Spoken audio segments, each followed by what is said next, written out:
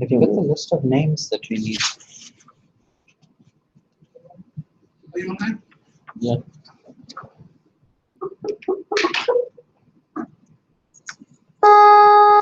Start.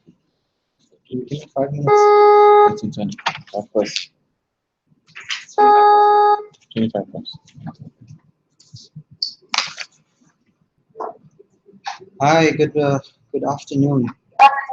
We're just trying to add in the additional participants. Just give us a few minutes.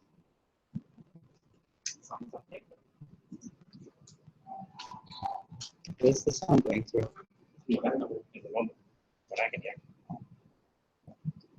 I think not joining us on there. Which speaker? This side.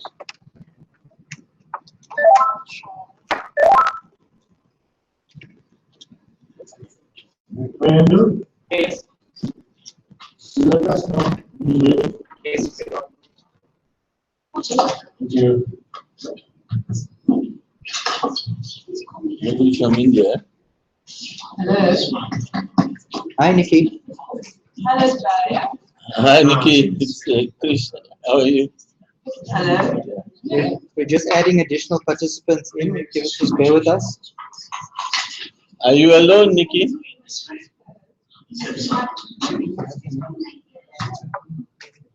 Hello. Can you hear me?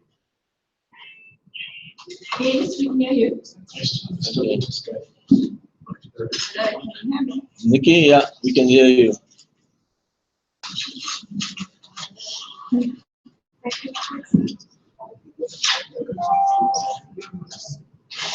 Economic virus.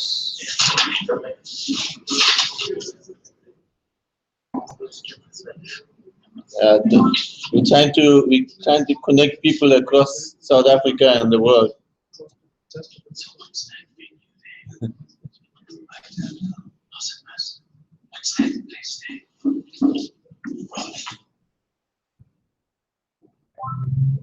Oh, there's some more people. Hi, good afternoon, everybody.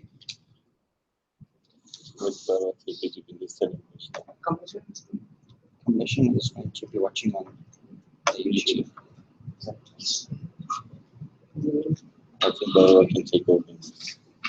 Okay. Is it?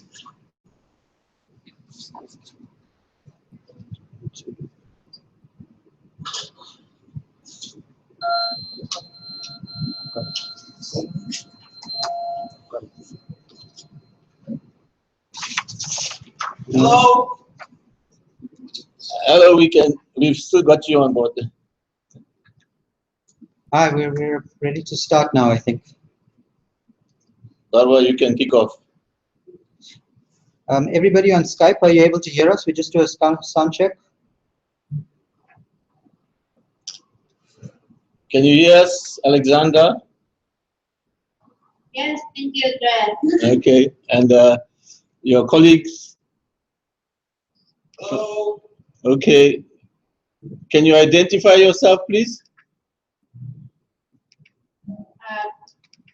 Can I start? Yes, please. I'm Alexandra Moroskina from the Economic Expert Group, Russia. And I'm representing here National Research Center for BRICS from Moscow. Anytime soon. There's a lot of connections on the live streaming of this session. So just bear with us. We'll start anytime soon. Can we, the connectivity is yeah. We just identifying the people on the live stream. Yes. Roberto, can you identify yourself? Can you hear us?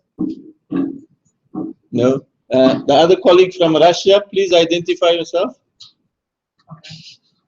From me? Yeah. I'm Pavel Zakharov from the Russian Institute for Strategic Studies. I'm a leading research fellow at the Russian Institute for Strategic Studies, Center for Economic Research. Thank you very much. Nikki, can you identify yourself?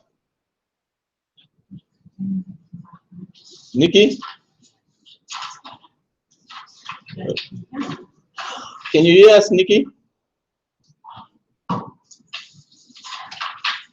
Okay. Roberto? Okay, Barwa, I think we've picked them up. They will join in as we this. Yes? Yeah, so we can start. Yeah? Nikki, we can hear you.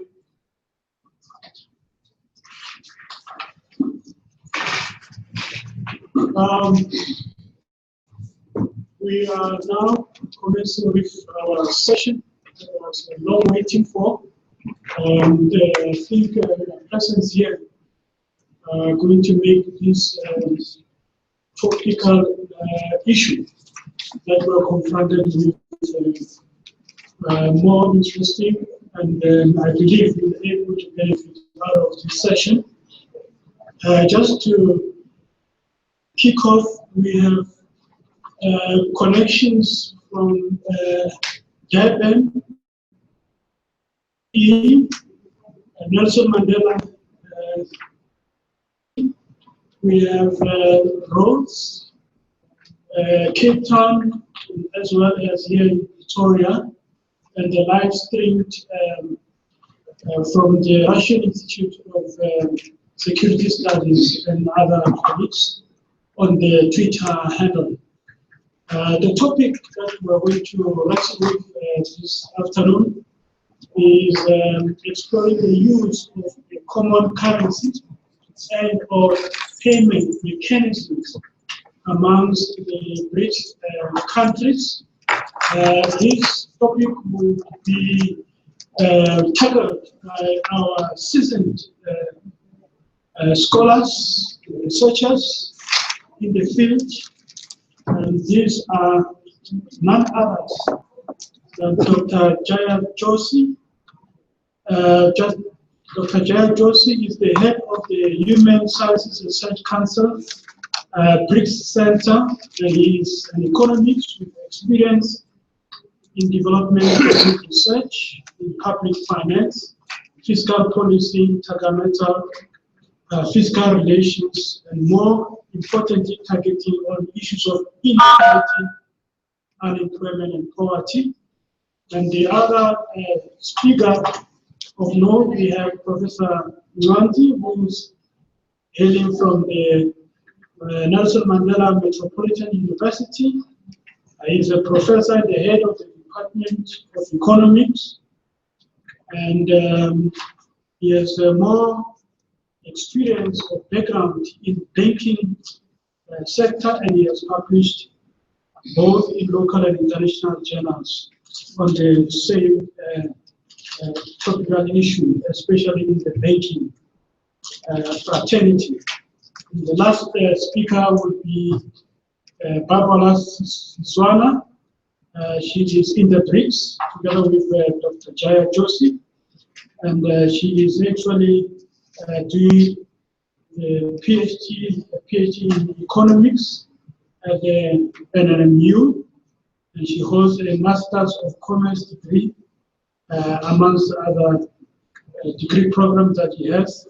And more importantly, her research specialization is on micro and macroeconomics, and with some specialties in international trade and investment. So as we start, we are going to first allow the speakers to take us through, but please bear in mind to take some notes and some comments and some questions that we will open this session afterwards, so that we can be able to engage. I'm going to now ask Dr. Jaya Joshi to take a lead, and as he was able to share with us how they are going to present this jointly, as this is a joint presentation. Over to you. You have 20 to 30 minutes. If you can stick to that stipulated time, we'd appreciate it to allow more discussions. Thank you. Well, thank you, Chairperson, and thank you, colleagues, and I really appreciate our partners from the Russian Institute of Security Studies, from the Economics University, Alexandra and Roberto from Brazil, who was supposed to join us, and Nikki from Rhodes, and of course my partner in crime, Ronnie Twadi, who's going to partner me in this study. This paper draws on a joint study which is called Preconditions and Possibilities for Using National BRICS Currencies. And this was led by the Russian Institute of Security Studies with BRICS partners. And our role was to present some inputs into this, and this paper that we are developing and this presentation is drawn from that. Now, the current debates, we just put the slides up now, but the current debates, the question is always asked wherever I go, and I'm sure my colleagues in Russia and elsewhere, wherever they go, the question is, does Brazil, Russia, and South Africa and the other BRICS economies, do they still have a viable, is BRICS viable? And in particular, does Brazil, Russia, and South Africa recovery from the financial crisis, does that mean that we're going to see the imminent demise or downfall of the BRICS group? One of the big issues, of course, is international trade, investment, and finance trends in these countries, especially among Brazil, Russia, and South Africa, and BRICS generally. They were very severely affected by exchange rate volatility, especially in the dealings on trade. Now, this is in the context where BRICS countries represent 2/3 of the share of the developing world economy. And that share increased from 8% in 2002 to 22% in 2015. So that's a huge share that the BRICS countries deal with. But many of the BRICS countries in the various summits that were held, especially last year and elsewhere, they decided in 2014 at the Fortaleza Declaration that they would launch some policies or some instruments to mitigate the crisis. And this was launched in 2014, and it was the New Development Bank, and we are very familiar with that. The initial fund of the bank was about $100 billion US. And the bank was set up by BRICS to provide lending to especially to some projects, infrastructure projects, and they've started already with lending to technology innovation projects. And in 2016, the banks approved 1.5 billion loans to BRICS member states, and this was to cover distribution of renewable energy in the BRICS countries. So the possibility of infrastructure development, if we are familiar with it, it has about a 3-year gestation period before it kicks in and the benefits kick in. And the BRICS countries are also considering now a rating agency because a lot of the problems, the financial problems encountered in BRICS is because of the problems of debt, securing debt and loans, etc. And much of it is determined by 3 rating agencies, which are in the Western world.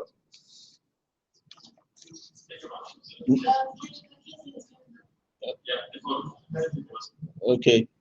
So what is the background? The background to our particular study? Yeah?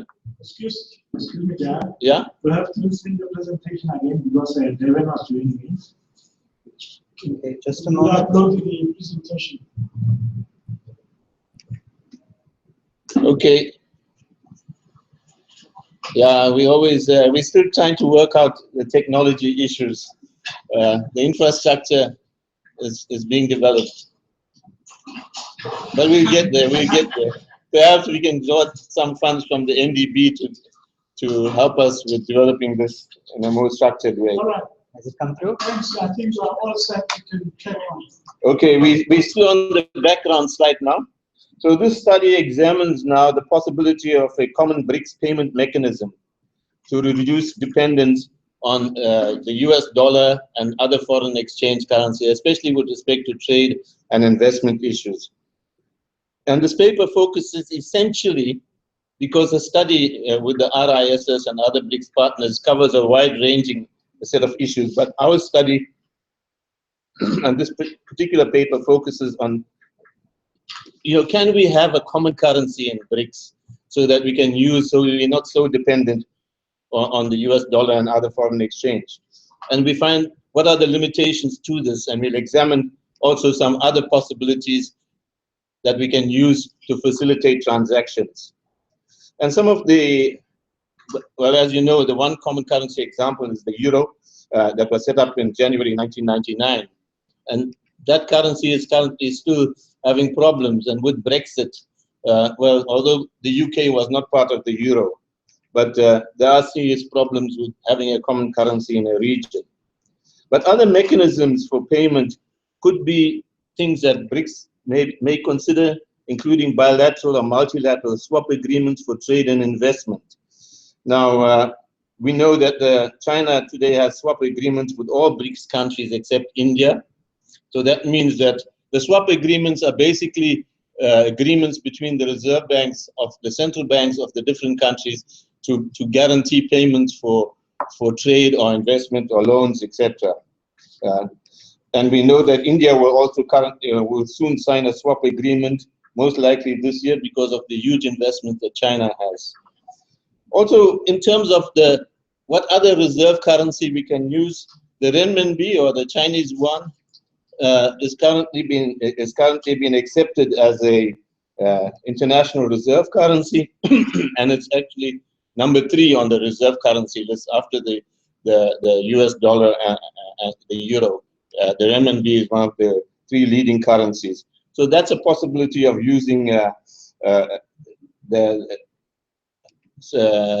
one of the BRICS currencies. In terms of cushioning balance of payments impacts and other shocks, external shocks, BRICS may consider turning the contingency reserve agreement. It has the contingency reserve agreement where all BRICS countries contribute and is valued about 100 billion at the moment, and it can act as a more formalized form in which BRICS countries can draw on the SDRs to cushion some of the external shocks. Another important, now the CRA can use what's called special drawing rights. The IMF has special drawing rights, and the CRA can act as a special drawing right, and that can be used by BRICS to perform and contribute to cushioning the impacts. Another possible condition or issue that can be used is BRICS set up its own gold standard. Because as you know, up to 1973, the gold standard was used by the USA to prop up the US dollar, and then it was floated in 1973. So you don't have a gold standard anymore. But now suddenly the gold is becoming an important means of shoring up value within BRICS. Many BRICS countries are increasing the gold reserves, and they are doing this by selling US Treasury bonds that they hold, because currently the highest value of the Treasury bonds, value of the dollar that other countries hold are in Treasury bonds. For example, up to very recently, the Chinese held about $3 billion US debt, and those were Treasury bonds. And so China is now selling off a lot of its Treasury bonds and keeping reserves of gold instead. So China and Russia alone have sold about $267 billion of Treasury bonds, and they've also added about 50 million tons of gold in 2015 alone in their central banks. So these are some of the other possibilities that the BRICS countries can use as a foundation for developing payment mechanisms amongst themselves. And of course, one of the ways that can happen is through a multilateral approach that ensures investment toward full employment. Now we know the famous development economist, or the father of development economics, Michel Kalecki. In 1946, he argued that if economies are connected and they reduce their disputes through negotiation, there's a better possibility of a multilateral exchange and multilateralism.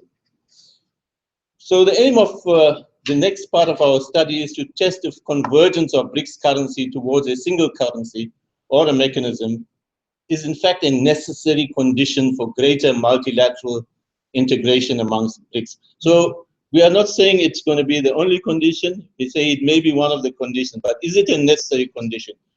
is it a sufficient condition that we can use to do that? Next slide. So just this slide here basically talks about the trade, and trade rivalries are dominated and determined by dollar, euro, pound, sterling. And it gives you a sense of where the Chinese renminbi is now located as an international reserve currency. I'm not sure if you can see the side clearly, but you can see it's the third leading side and marked in yellow. That is the third leading reserve currency in the world today. And trade and investment in BRICS is in the forefront in boosting economic growth and sustainable development. So they would need some common form of mechanism so that they don't suffer the slings and arrows of volatility in other currencies, especially the US dollar. Okay, there's been a,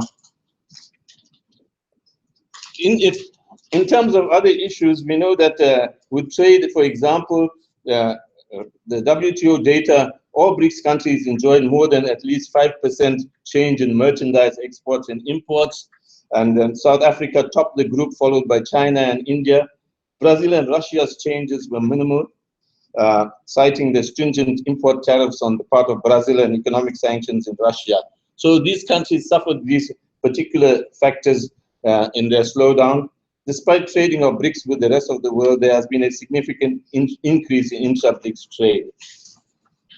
So this basic, next slide please. This basically gives us a sense of why we perhaps need a single currency or payment mechanism. The international finance is failing to keep pace with dynamic changes in the developing countries, and we need to explore a common mechanism and systems amongst BRICS countries to promote the financial cooperation between, for example, right now, financial cooperation between China and Russia promotes the issue of increases in price transparency, as prices in different currencies can be difficult to compare, and it increases inward investment between these two countries, as an example. Okay, next slide.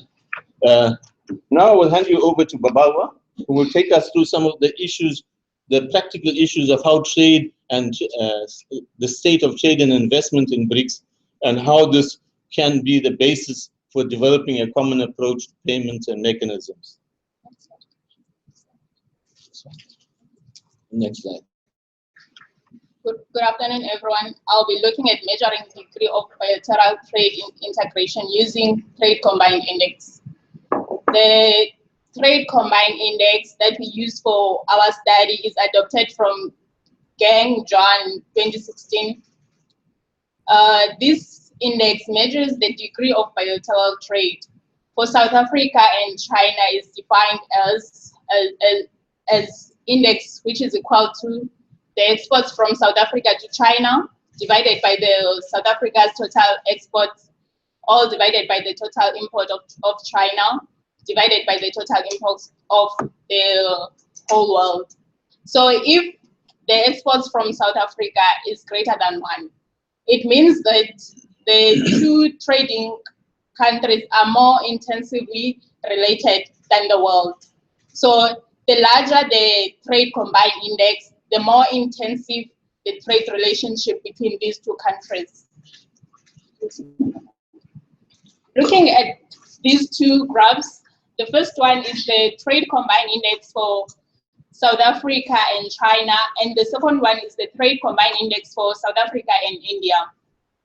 If you look at the first graph, it shows that the index South Africa, China, and index China, South Africa is less than 1%. If you look at 2009, the index for South Africa, China is started to pick up, to increase until 2013. And then it started to decrease from 2014 until 2015. Even though there was a decrease for index South Africa, China, but it was still greater than the index China, South Africa. So we therefore conclude that this shows South Africa's dependence on China's market is much greater than China's dependence on South African market. As we all know that South Africa is importing a lot from China than China importing from South Africa. So if you look at the second graph, it shows the Trade Combined Index of South Africa and India. So when you are looking at that graph, the index South Africa and India from 2006 until 2016, it was greater than 1% throughout the period, whereas the index India, South Africa was less than 1% throughout the period. So we can argue that during this period, both indexes showed a pattern of an increase and a decrease throughout the period.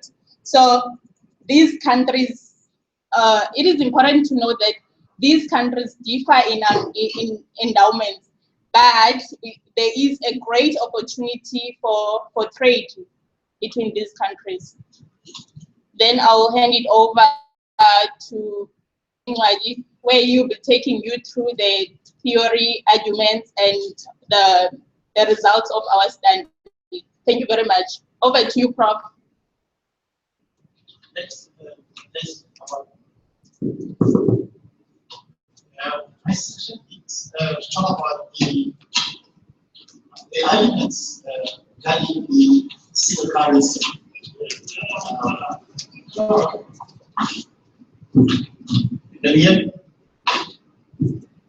Yes, we can hear you. Can you? Look at the theoretical arguments that facilitate single currency. We cited a number of literature looking at what other scholars have done to argue this case. And looking at what Mandel talks about single currency as based on price and wage symmetry in the groups. In other words, I talk about these areas where we need to have flexible labor, flexible prices, etc. Where there's also a high degree of openness between the nations in a functional currency area. This kind of facilitate trade within these economies, openness of our economies plays an important role. And looking at the work of Uganda 2001, used general purchasing power parity to test the possibility of a single currency. The talks about co-integration between the real exchange rate and also long-run position in the real exchange rate. Countries are tied together. Argument is that they are more likely to have business cycles that are highly correlated. And also several studies that we cited that look on trade impact on currency units. Just these facts. Others found that there was a negative impact, but more of the studies found was a positive impact. Other studies that I cited says that the trade increased by almost 300% the value of physical currency. So the next slide, please. Then, in order to substantiate this argument, we looked at inter-BRICS trade. And if you look in the first diagram in this panel, look at trade between Brazil and the rest of the BRICS countries. 80% of trade actually comes from China. Look at trade between Russia and the rest of the BRICS. Again, you see that 85% also involves China. And the third one, trade between India and the rest of the BRICS, still find China is also dominating this one. Then within China itself, the majority is more from Brazil. Then the trade between South Africa and the rest of the BRICS countries, 72% again is dominated by China. China is a leading trade partner for BRICS countries, and South Africa's share is the smallest in each of the BRICS markets. So, in order, just go to next slide, please. Next slide. So, in order to substantiate our argument for the feasibility of common currency, we have to look to see how these countries perform over a period of time. And the first thing that drew my interest was the performance of the exchange rate measured against the US dollar. And during the period under review, we found a similar trend through those diagrams that there's been a gradual weakening against the US dollar. And looking then in the economic performance of the BRICS countries, we can see that we use the GDP growth rate, which also reflects business cycles. You'll see that there is also some form of similarity in what I call the W shape kind of a movement in the trends of economic growth amongst the BRICS economies. And generally, what I come from here is there's been see for general weakening of the currency over a period of time against the US dollar in this period. So we find some similarities in terms of economic growth against the strength of these currencies against the US dollar. Next slide, please. Next slide. Thank you. So what we did then, we looked at, we used the time series analysis in a variant context. We based our argument on the work of various scholars, one of them being Quinn, Klein, and Olivier, Reis, and Soto, and a number of the scholars, and Asia Michel as well, who looked at various methods of analysis. Some of them favor general data, cross-sectional data analysis, and more of these studies, there's a long-run equilibrium over the time. They suggest using a vertical model, where we can test to see if there are any short-run dynamics in the movement of these currencies. What's important, therefore, is also to look at in the long run an equilibrium, and also if there's a long run convergence towards equilibrium in the event of short run fluctuations. So we look at the data for 2002 curriculum using quarterly data. We use the vector autoregressive systems, and also we use the well-known methods of testing positionality, your AGF, just Kossi, Phillips, and Schmidt, just to ensure that our data is stationary and that we can experience the results. Let's go to the next slide, please. So the data we use was the purchasing power parity. The reason for that is that purchasing power parity takes the relevant weights of the currency against the domestic inflation of the various countries, and also looks at the purchasing power of the currency rather than using just the normal market exchange rates. So the purchasing power parity is an economic theory that compares different currencies, countries' currencies, to a common basket of goods approach. Next slide, please. So I want to give now the results shortly. Give the next slide. Thank you. Now, the results here, when we ran this model, we first tested to see if there's any evidence of co-integration in the long run. And the results we see here using the trace statistic as well as eigenvalues, both of them give evidence of the existence of a long run equilibrium if the three countries' currencies using purchasing power parity. So having said that, we then have to just see the speed of adjustment to see whether there's a long run equilibrium, because in a short run, you obviously get disequilibrium to various things that happen in various countries. And the evidence you see in table 2 in the slide shows that there is an evidence of long run convergence by the virtue of the fact that our coefficients are minus, as well as our T stat is significant. And I'll mention those countries where we found significant T statistic. Russia is the first one, Brazil and Russia again in co-integration equation. And the third equation as well showed this very strong convergence between Brazil and Russia. However, South Africa as well demonstrate evidence of long-run convergence, though quickly as we see that it is not statistically significant. Let's go to the next slide. In order to demonstrate the argument, we then plotted these three equations graphically. You see in figure 4 that particularly Brazil and Russia, there seems to be a very strong convergence in the long run during the period under review. South Africa as well does follow a convergence route, though weak. However, we noticed that South Africa from 2016, of course, we use the data outward to 2020, we see current decline, where we see that South African currency seems to be devalued compared to the other BRICS partners. But all in all, these three countries, particularly amongst the BRICS economies, they show that there is an evidence of a long-run convergence, and there is evidence of a long-run equilibrium. Next slide, please. Next slide. Thank you. In order then to assess whether our results are robust and adequate, and that perhaps you can maybe base some argument on it. We had to do several kind of tests. To look at table 3 with our serial correlation, just to ensure whether our residuals are not serially correlated, and the still led to we cannot reject the now. So meaning that our residuals are not serially correlated.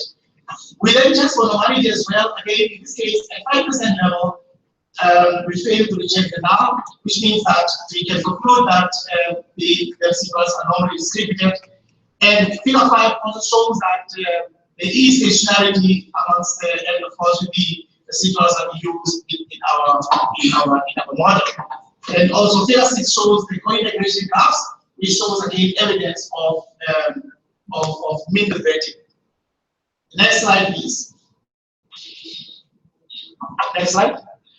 Finally, we then have to provide proof of stability of the model, and using inverse roots characteristic polynomial, we find evidence of stability in the model in that all our outputs are fully within the circle.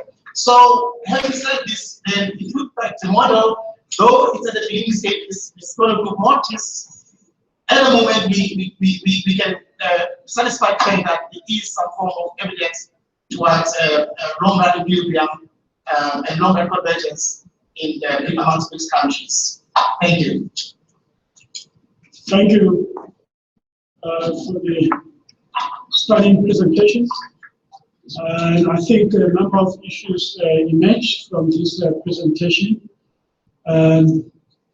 We are now going to open this session. Sorry, Chair, we're just going to do some concluding remarks before you open. Okay. Yeah? All right. Okay. Okay, just to conclude here, I think one of the issues that we need to think about is that there are many constraining factors in moving immediately to a single currency. And because you have to align this with single benefits. For example, already we're seeing within a region, it's difficult, such as the EU. It would be even perhaps more difficult to do it outside of that. And initially, it may be difficult to ensure successful operations with BRICS, with a BRICS single market for goods, services, capital, and labor.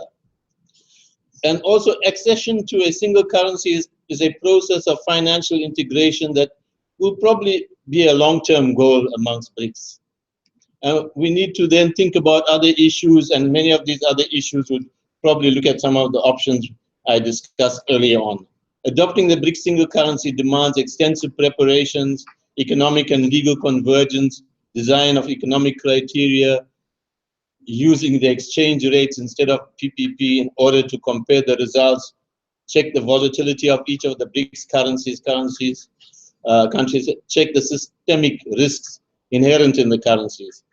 So rather, we should think about other common payment mechanism in the short to medium term before trying to jump towards a single currency, which should be a long-term goal if it's at all possible. But if we can establish more transient payment mechanisms that can facilitate cooperation, financial cooperation amongst BRICS, and that can cover a whole range of issues like using swap agreements, SDRs, special drawing rights to the currency contingency reserve arrangement, and also perhaps working towards trying to establish a single value for the BRICS currencies through a gold exchange rate system. That may be some of the options we should consider. But I think this is a discussion. This is open for debate. We've submitted it to our partners in the study at the Russian Institute of Security Studies and others, and hopefully some feedback will emerge from this. Thank you very much, and thank my partners and Professor Nkwadi for his participation in the study. All right, thank you so much. I think, as I said, we can now open this for questions. A number of issues emerged. I believe there could be more questions than answers that we want to raise. Concluding remarks, Chair, I think you have said it well to say it could be a long-term, approach, and issues of a common, transactional payment mechanisms can kickstart as a short and medium term, to get to where we want to. But I want to start here in Victoria. I'm going to work with Chris to coordinate Cape Town. Sorry, Chair, can I interrupt you? Because of the internet issues, and some countries are just waking up and other countries are sleeping. Maybe we could give our international guests a first chance to raise some questions. We can start with Brazil. You can't hear us, Roberto. Right. Okay. Then maybe we can ask our international guests if they have questions to raise. All right, let's start from there. Who is ready there? Alex? Okay, anyone who's ready can practice a communication breakdown. Oh, we can hear you, Roberto, from Brazil. Oh, okay. We try and connect you. Okay, from RISS and Alexander. And Questions? Yeah. Roberto will not have any, so may. Okay, thank you. So the first question is, do you really think that common currency will be a sustainable option? Please only artificially homogenize the financial framework of BRICS countries at the surface level, which may probably cause more problems than it was initially aimed at solving. So this is the first question. Is this really sustainable long-term options? And the second question is referring to the first, which of other options is the most promising? Thank you. you can take other questions. Pavel?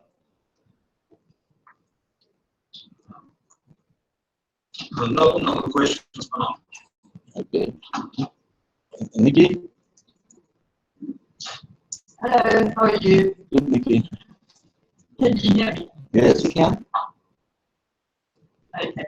I just wanted to apply what other colleague was saying about the alternatives, because I think, of course, the goal of a common currency is quite unrealistic. But I'm very interested in a bit more detail on the alternatives and which you think are more viable. So perhaps a little bit more explanation on how the swap agreements work that China's involved in. And then also how you envisage the CRA be used to facilitate this.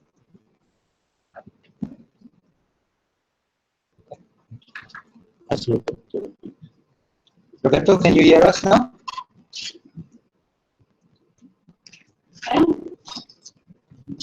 We're just trying to see. Roberto, can you hear us now? His comment was that he liked the presentation, but sound is gone off. Oh, okay. He also mentioned it is cheaper for exporters than importers. Okay. Okay, we'll talk to him. Okay, you want to answer these first, Chair, or should we do some local ones first? Let's answer those questions, but perhaps we can cover it with the Twitter and question from Chris that is connected.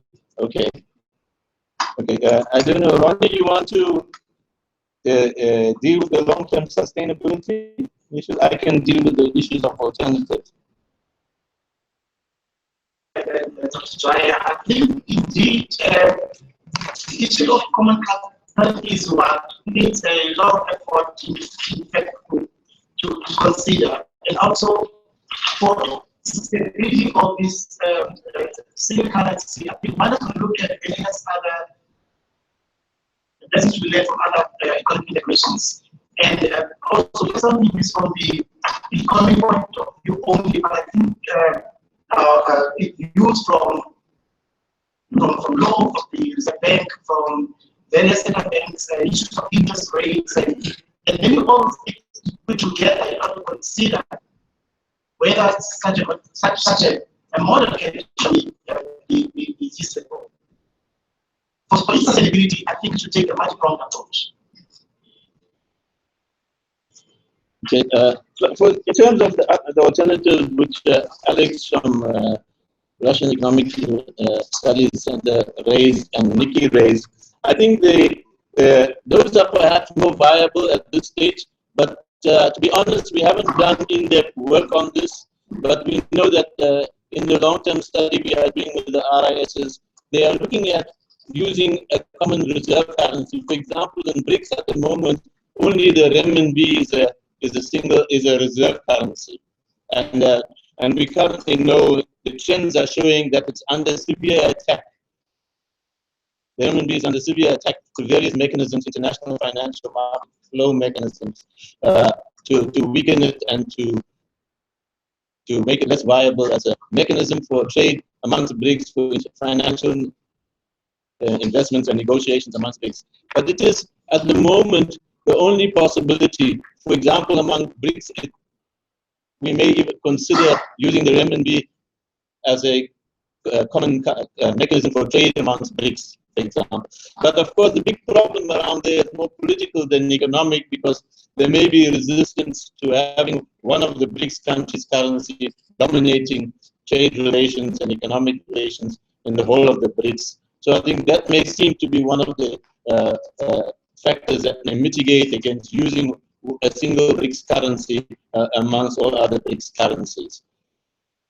So, and then in terms of the swap agreements, again, China, many of the swap agreements are between China and the other BRICS countries, except for India, and that India may be coming onto the system soon, because, and many of these swap agreements are because of the high levels of trade with China, as my colleague Babawa indicated, in terms of the bilateral trade index, but also because of the high levels of investment, especially infrastructure investment, and the use of loan agreements with China. And so people find it easier because a swap agreement tends to limit volatility with countries.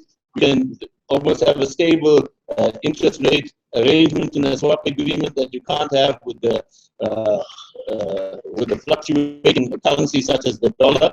So I think these are some of the reasons why the swap agreement. But again, Chinese renminbi at the moment with China. So the option may be whether we can make swap agreements a common mechanism, payment mechanism amongst BRICS countries in general, where they can have common swap agreements. So the swap agreement itself can become a form of payment with its own value system.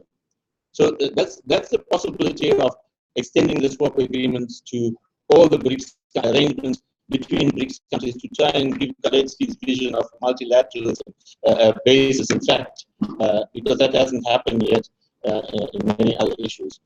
The contingency reserve arrangement is similar to the IMF special drawing rights. And this is basically used in contingency situations, circumstances. For example, if a country experiences balance of payments deficit, or account problems with trade issues because of external shocks, then in the IMF, the SDRs kick in as to cushion some of those shocks, to help to boost some of the problems. So if the contingency arrangement is currently the only arrangement that has clear commitments from each country. It has clear financial commitments, and it's there, and countries can currently already draw on that. So extending this into a probably more formalized arrangement, such as creating it in terms of a mini IMF situation for the BRICS, may provide that kind of cushion for BRICS countries. And it won't be a direct payment mechanism as such, Nikki, but what it will do, it will be able to support transactions, financial transactions amongst BRICS countries. The fourth issue is that many of the BRICS countries now are selling off the treasury bonds, and we don't see a correlation yet, but they are buying a lot of gold reserves. So it seems to be, at least in the short to medium term, that gold is becoming another standard. There is a body in the UK, MOFIF, the Ministers of Finance, Ministry of Finance forum that sits, and they have been advocating for a long time that we should reconsider, especially in small multilateral, sub-multilateral institutions such as BRICS, should reconsider whether we cannot create value, because at the moment the euro and the US dollar are based on the value of their economies, on the value of their particular economies, of the US economy, of the European economy. It's not based on any other intrinsic value. Whereas many of the BRICS countries with such huge gold reserves can provide a supplementary boost for their currencies, for the by using their gold reserves as a basis. But of course, MOFIF itself thinks that this is a long-term possibility and solution. And but I know currently that South Africa has got its small gold reserves, and many of the BRICS countries are buying into the gold reserves and selling off huge treasury bonds because of the dependency on the US dollar. So those are some of the options, and we haven't done very detailed research. I welcome your involvement if you wish to help us with that, or any of the other partners that are involved in this discussion. Right. Thanks, Jeff. Thank you. And now, open this session with Victoria. Please introduce yourself and then pose a question or comment that you want to express.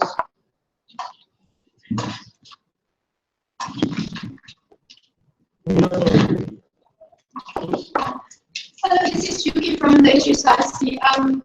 So yeah, thanks for the presentation. And I mean, I have to admit first that I'm totally not an economist, and what you guys said totally is very brief. But I just want to kind of ask the various, so for all the economists in the room or in the area, please excuse me. I'm just kind of wondering what is trying to conceive here is a common currency, and just thinking of the euro that you've raised. I mean, that's a living experiment. So is there anything that we can learn from them, from how, firstly, how they come to that decision? Even did they also consider any of the alternatives that I mean, Jaya, you mentioned? And I mean, what can we learn from the current situation at the eurozone? I mean, the economy and whatever that has been happening there. Yeah. I'm Michael Cossa. I'm also from the HSRC. Sort of related to Yuki's question, does one need a stronger formation like the European Union for the BRICS to entertain the thought of a single currency? Or is the association of the BRICS, which is to a greater or less extent a loose association, sustainable enough to consider a single currency? Right. Yes. Good afternoon, Jaya. Saul here from South African Institute of International Affairs. You mentioned earlier that within the BRICS, using one country of the BRICS, for example, the RMB, would be politically unfeasible. Wouldn't it kind of be the same situation of all these countries using the dollar or using the euro? Within the group is a bit different, but ultimately the RMB is increasingly becoming an important currency, and very likely to become very important in the future. So do you think 20, 30 years down the line that will still be the case? Right, I want to first take the light of these questions in Victoria before we can take this to other sides. I will let Paula answer Yuki's question, and then if Ronnie wants to add, you can add to that. Okay, based on Yuki's question, I think we will check that, because we haven't checked anything yet, but we'll check what can we learn from the eurozone. currency. Only you want to add? Yes, the single currency is, as I said earlier, it's important to learn from the other economic integration. On my side, I think it will help to increase the level of transparency in the way that these economies are working together. It will facilitate your trade. It will minimize risks. It needs them, obviously, to work from a strong foundation, a strong platform, because it will have political connotation. So one cannot divorce that from such forces. However, it will help the BRICS integration to make it more meaningful as an economic integration, as opposed to be a political alliance of some sort, if I may use that term, across borders. It will have to reduce the risk of the exchange rates that cannot foretell what will happen in the future. So indeed, this must be based on a very solid foundation where we explore strongly so how our economic integrations have worked at this moment. I think since it's the first time of its kind, we have been explored.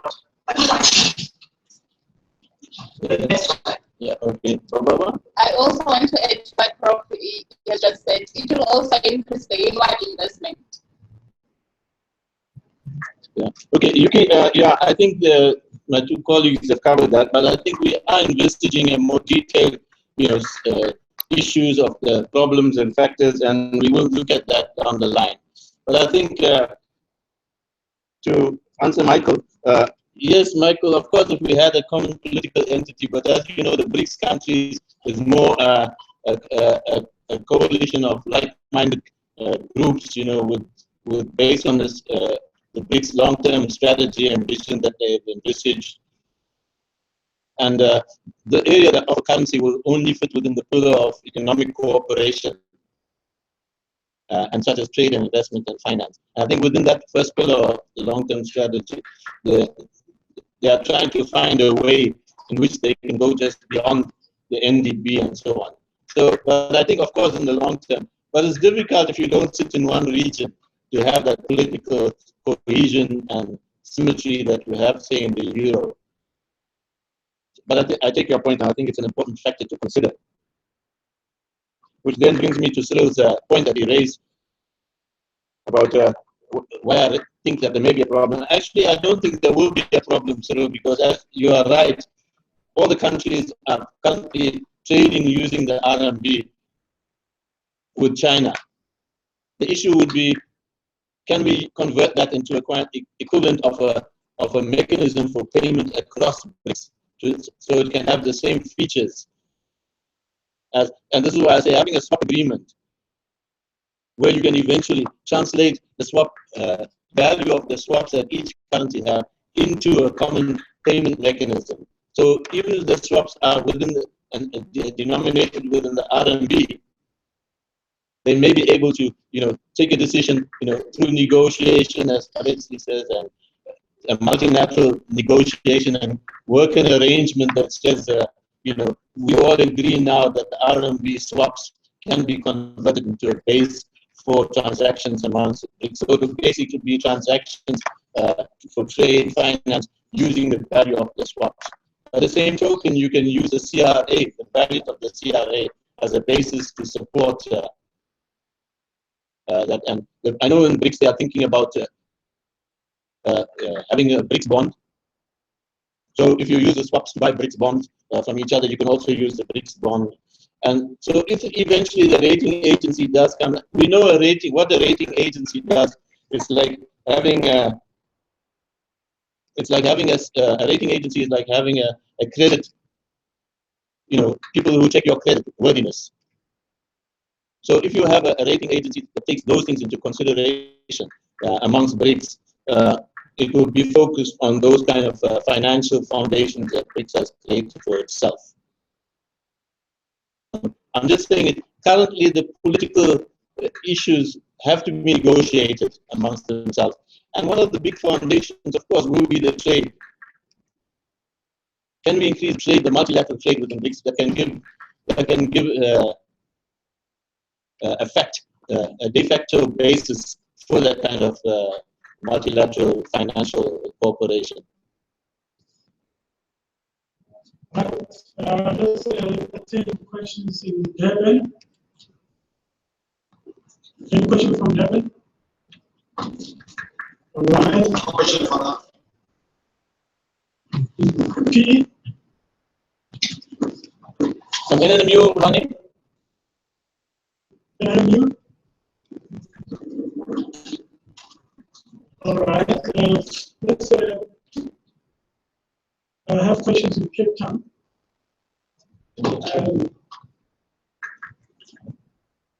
Yes. We have one question. There's one question in Cape Town. All right. Yes, my name is My name is Brad Flynn. On that, I'm from the School of Government, University of the West. One of the presenters talked about the renminbi at the moment. Being the only reserve currency, I just want to find out why the choice of the renminbi as the only reserve currency and how comfortable are the other member states as far as how comfortable are they with the renminbi being the only form of currency? What is stopping the swap agreement from being implemented? Because you said the swap agreement is being considered. So what is stopping it or what is slowing it down? Thank you. Yeah, just in addition to that, I just want to also pose questions around China. The way the presentation came to, I'm very clear that China is one of the main players here, especially with trade. And I just want to assess the kind of readiness from China. What are the risks and what are the compromises? And if China is not ready, will these common currency payment mechanisms be sustainable without any player on the question, because the gateway are not collapsed.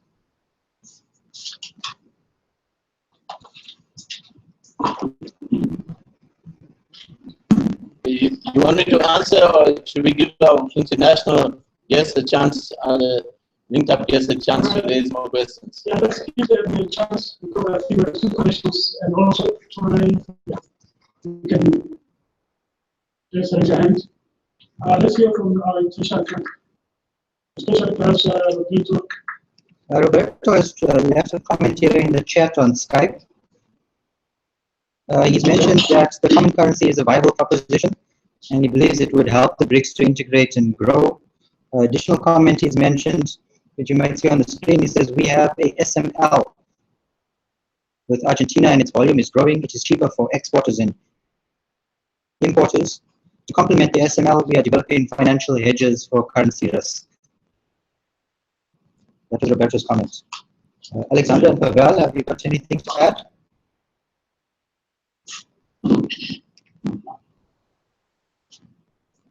Alex? Hi. Yeah, I would like to make a small comment on this swaps option. The problem with swaps is not really that we have swap agreement with China, but the problem is that we do not use even the existing swap agreements. I'm not exactly familiar with the swap agreements used for agreement kind of with other countries. We have more than 2 years, but all of the investment tools are still in dollars. And these agreements facilitate the fair trade of cargo and time. Of usage of scope agreements, so that we sign them, but we don't use them. Thank you. Any comments from you, Pavel? For me?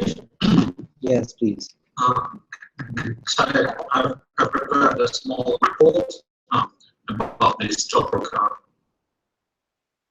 So, thank you for inviting me to take part in this discussion. I'm Pavel Takharov, and research fellow at the Russian Institute for Strategic Studies. And I would like to speak about